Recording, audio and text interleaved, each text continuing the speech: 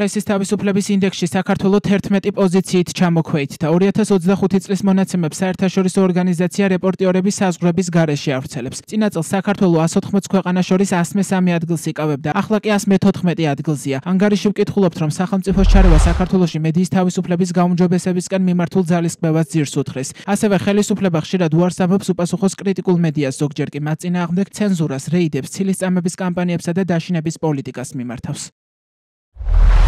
ჟურნალისტების წინააღმდეგ სიტყვიერი და ფიზიკური თავდასხმების მზარდი რაოდენობით დამოუკიდებელი და ოპოზიციური მედიისთვის გარემო კვლავ მტრული რჩება. უცხოური გავლენის და ოჯახური ღირებულებების შესახებ კანონების მიღება ჟურნალისტების მარგინალიზებას ახდენს. ცენზურის ქვეშ აქცევს მათ და ამცირებს სივრცეს სიტყვის თავისუფლებისთვის. ქვეყანა ახალ და სერიოზულ პოლიტიკურ კრიზისგან იცდის 2024 წლის ოქტომბერში ჩატარებული ფართოდ სადავო საკანონმდებლო არჩევნების შემდეგ, რამაც ქვეყანა რეპრესიულ გარემოსა და საერთაშორისო იზოლაციაში ჩააგდო. მიუხედავად იმისა, რომ საქართველოს კანონმდებლობა პოლიტიკურ პარტიებს მედია საშუალებების ფლობას უკრძალავს, დიდი ქსელები როგორც წესი იცავენ თავიანთი მფლობელების ინტერესებს, რომლებსაც ხშირად მჭიდრო კავშირები აქვთ პოლიტიკურ ლიდერებთან. იგივე ეხება სახელმწიფო საკუთრებაში არსებულ მედიას, რომელიც ხელისუფლების მხრიდან ძლიერი ჩარევის ობიექტია.